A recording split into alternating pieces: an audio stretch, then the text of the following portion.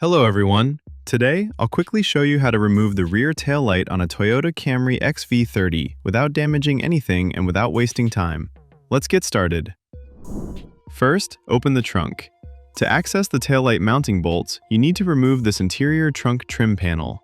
This panel covers the mounting points from the inside.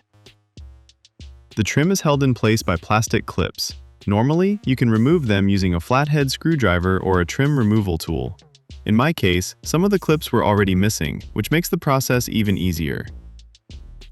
Carefully pull the trim panel away like this to expose the back side of the taillight assembly. After removing the trim panel, you now have full access to the taillight mounting bolts. As you can see, there is one bolt at the top, one in the middle, and a third bolt at the bottom.